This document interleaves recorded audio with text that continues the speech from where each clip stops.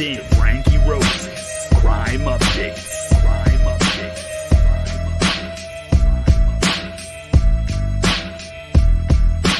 You are now tuned in to Frankyrose's Crime Updates. Crime Updates.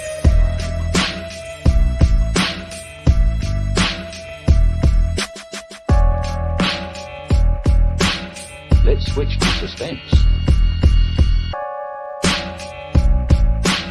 Let's switch to suspense. You are now tuned in to Frankyrose's Crime Updates. Crime Updates. Crime Updates. You are now tuned in to Frankyrose's Crime Updates. Crime Updates.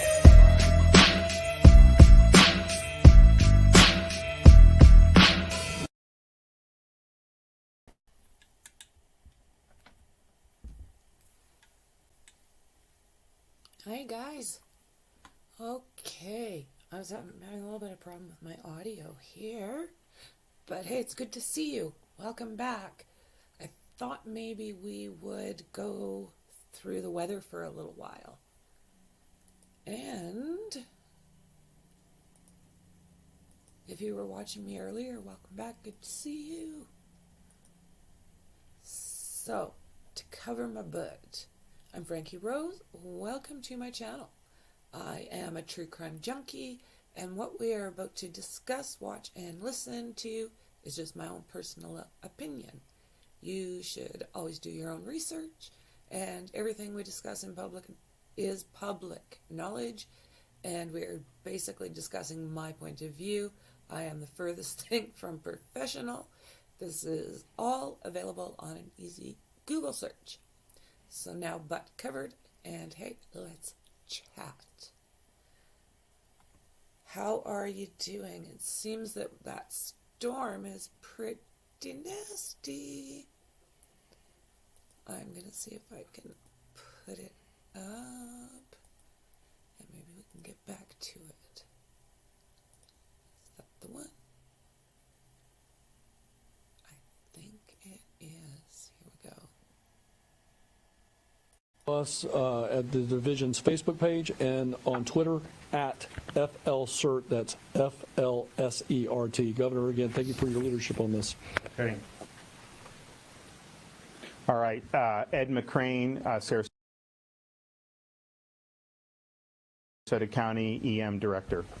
Thank you, Governor. Yep.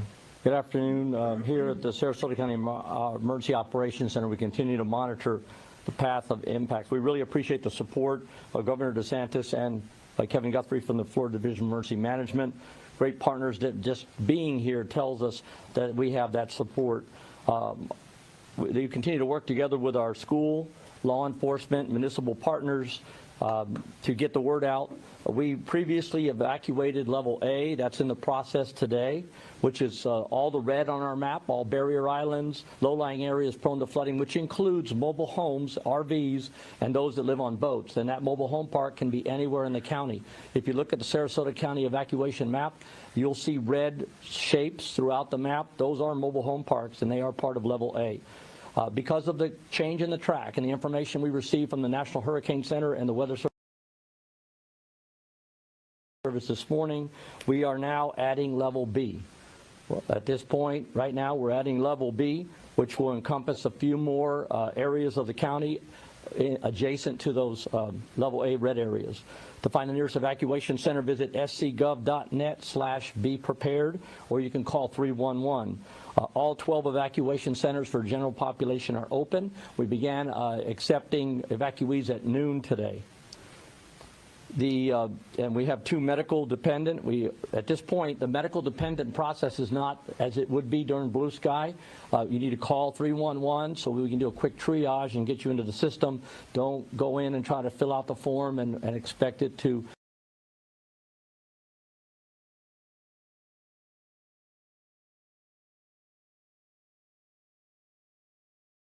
be acted on quickly, as we're already in the process of moving people.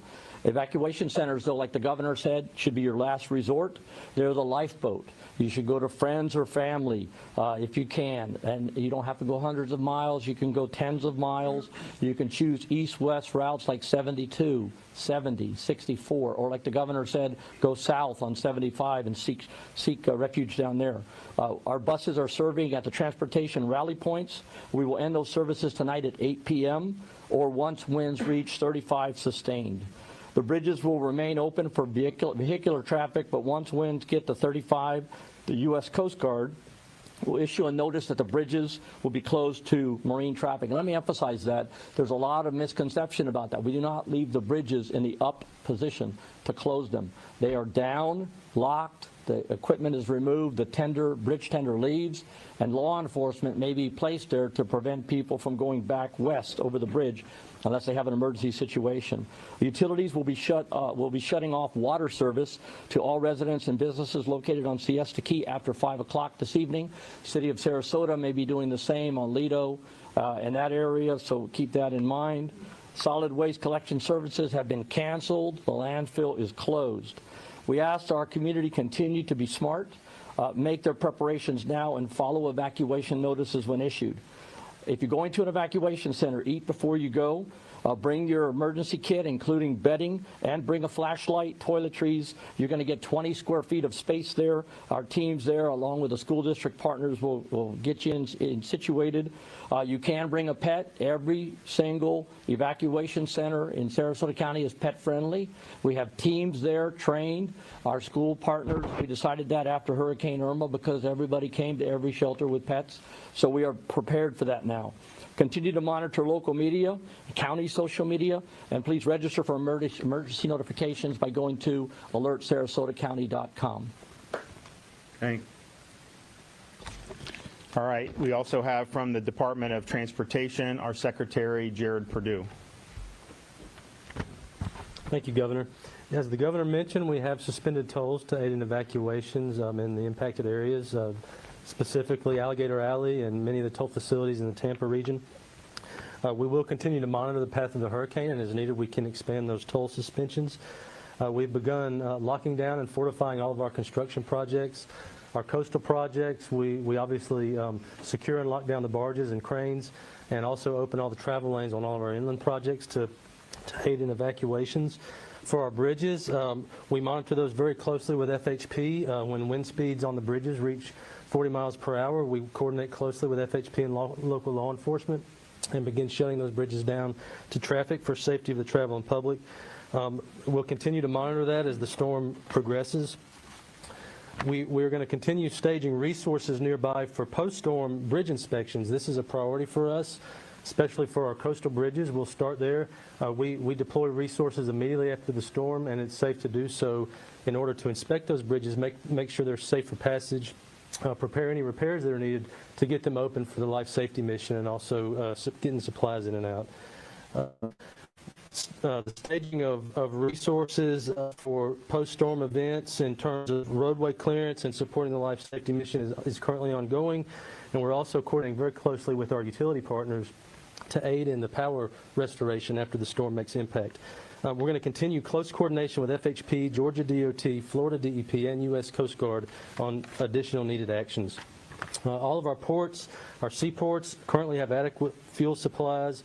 They're well positioned to quickly reinstate operations following the storm and keep fuel supplies moving. The seaports in the cone of influence have begun suspending operations in terms of sea traffic and staging appropriate measures to safely restore operations as soon as the storm passes through. We're also coordinating very closely with our airports, and for airport closure information, you should contact your local airports. We are staffing traffic management centers across the state 24/7.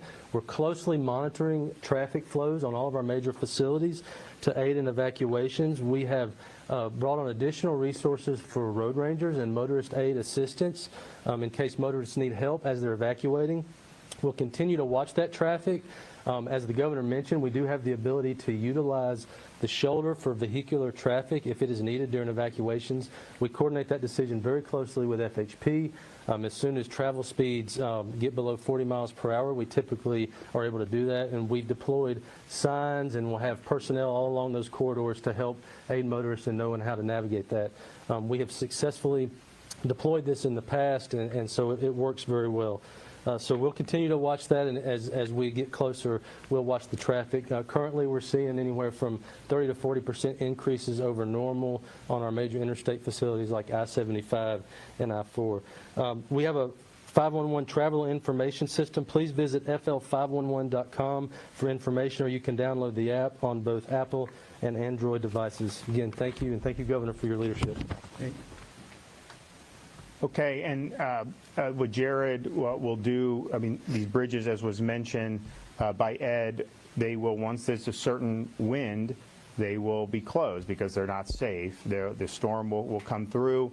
In the aftermath, those bridges will be reopened, but only after they've been inspected to ensure that they didn't suffer significant damage. We want to make sure that the bridges are safe. So Jared will have people ready to go, Army Corps, and the goal is that once it passes, get in, look at the bridges, make sure that they're safe, and then give the A-OK for people to be able to get back on there and get back to their homes. So you have time today to make the arrangements that you need to make.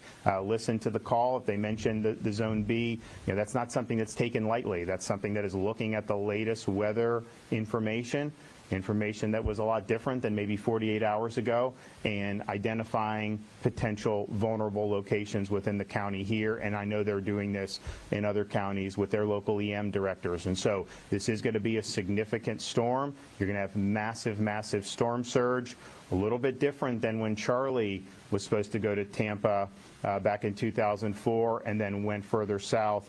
That had a lot of wind, and this had a lot of wind too, but it did not kick up the same level of storm surge that this is anticipating doing, nor did it produce the level of flooding that this is anticipated doing. So protect yourself, take precautions. We'll have support coming in as soon as it passes. We want to help everybody get back on their feet as soon as possible. Okay. Anybody have any questions? Yes. We've been, obviously covering preparations, speaking with a lot of our new Floridians who I think are taking this storm seriously, but I'm a Floridian, a lot of Floridians, of course, who've been here for a long time, and who historically have not left when they've been told to evacuate. Can you speak directly to those folks who plan on doing that this time around? Well, I think it depends on your location. I think that when you're in these Zone A's, when you have a potential historic storm surge coming, you are taking a major, major risk. I mean, that's just the reality. And so, as Kevin said earlier today, if you evacuate out of one of those zones, Zone A, and you get to higher ground in a safe structure, the one thing we say, you're not going to die. If you're in harm's way, you're really taking a risk. Now, there are definitely going to be people in this county and in other counties around here who are not in a Zone A or Zone B situation. Maybe they are on higher ground, they have perfectly safe structures, and they make those decisions that's best for them to kind of hunker down, and that's fine. But when you're in those really low-lying areas, given what the storm's going to do, you are absolutely taking a risk. And regardless, I think, of what people do in terms of staying or evacuating, just be prepared that you will lose power, and that will happen. And it's not going to come back on immediately. There's going to be a storm.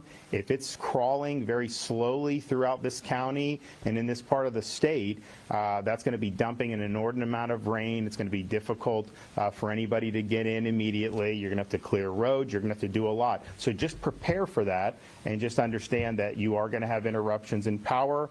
Understand you will have interruptions in fuel at some point. Now, Kevin's team, working with the utilities and everybody, the FDOT, I mean, the goal is going to be clear the roads, get the linemen in there, do what you need to do for fuel. Of course, that's going to be all hands on deck, but there is absolutely the storm of this magnitude going to be a time when you're going to have to do that. So for the new Floridians, some are in this for the first time and are really heating, which is great. Others may not necessarily know what to expect. And so if you are here when it passes, just understand with no power, it gets really hot and nasty. I mean, it's not necessarily going to be great to be sitting around. That's just par for the course when you deal with these things. So just make sure you're prepared for that. Yes. Secretary Perdue, are you considering making any roads one way? And then my other question is, what are you doing to ensure that gas supply continues? Yeah, sure. So, no, we've done a lot of studies over the years and found that using the shoulder for those evacuations is really effective. We don't want to one-way facilities because we need the other side of the facility for the life safety mission and getting supplies in and out. And so we found that works really well. And as I mentioned, you know, fuel supplies are topped off at all of our major ports, and so right now fuel levels are looking good. I mean, there's lines at gas stations, but right now fuel levels are looking good. And the decision, as Jared mentioned earlier, to use the shoulder is going to be dependent on when traffic slows to a certain amount. And we have not yet seen it consistently be below 40 miles an hour. And really, you're looking at I-75 and I-4 as the two major interstates where that would be an issue. Also, Kevin, the state, we have fuel contracts in place to bring it in from other places. And so, you know, he's working on that. And that may not be needed. But if it is, we want to make sure that we're able to get fuel going as quickly as possible. If this ends up being, you know, the worst case scenario that nobody wants to see, do you feel confident that the state is ready for the response after the fact with the storm surge, the flooding, all these different things? Because this could be. So the bad thing about, you know, there's many great things about Florida. One of the negatives is that you have risk of natural disasters and hurricanes, and that's just always been true throughout our state's history. The good part about that is because everyone knows it's a risk, you know, we have some of the people that respond to these that are the best in the business. And it's not just at the state level. We obviously have good people there, but you have people in these counties who've been doing this for a long time. And so they've seen a lot. And they've seen what works, what doesn't. What I can tell you is we've marshaled all the resources available. When counties have asked, we're fulfilling those requests. We want to make sure that people have what they need to be able to get through this. Now, once the storm passes, of course, immediately, if anyone needs to be rescued, that's why we have the National Guard. That's why we have Florida Fish and Wildlife Commission with their boats and their aircraft. That's why we have USAR teams that are going to be ready. So those are really major assets to help people who may be in harm's way. Once that's taken care of, the resumption of services is going to be priority. That's why you have 30,000 linemen amongst all these different utility companies that are staged and ready to go, because most people will get through this with minimal damage to themselves or their property, but if they can get back to normal as quickly as possible, that makes helping everything else so much easier. So there's going to be a priority on doing that, and as Kevin mentioned before, with the fuel and the communications, all of that is very, very important to get everybody back on their feet. Now, when you're talking about storm surge of this nature, you're talking about the amount of water that may get dumped. You're going to have damage from the flood. I mean, there's just no two ways about it. That could be residential damage. That could be commercial damage. Of course, when you have... After this update, I'll be signing out and watching for any other kind of updates for you. Have a strong hurricane making landfall, you're going to have a lot of trees that are going to be knocked over. You know, that's going to cause damage. I think if you look, a lot of Florida homes are built to withstand a Category 3 hurricane or more, but what ends up happening is a tree falls on. Well, that's damage that's hard to stop at that point. And I think you're going to see it continue to go through the state of Florida potentially on this track. Maybe not at hurricane strength winds, but you're going to have a lot of tropical storm force winds that are going to cause damage. It's going to create problems with vegetation. It's going to create problems with trees. So as all these things go, you know, there are some tracks that are better than others. Clearly, we wanted this to just go out in the Gulf and not impact impact Florida at all. Now you're in a situation where it's impacting southwest part of our state, but it's likely to continue to go, maybe not at hurricane strength, but certainly a major storm system, potentially moving all the way through the interior of our state out into the Atlantic Ocean. So there's going to be a lot to do, and I'm proud of everybody at Florida Department of Emergency Management who's been up this. You know, we declared a state of emergency last week when it wasn't even a formed system because we saw the potential. You're watching live now from Fox, everyone. That was the latest Governor Ron DeSantis update there in Sarasota as we are aware.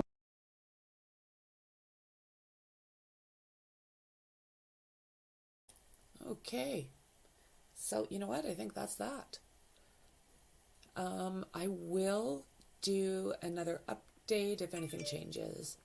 But for now, I think we're good. So make sure you look and see what's coming your way, and just stay safe. This is one hell of a storm coming, so play safe out there. Okay.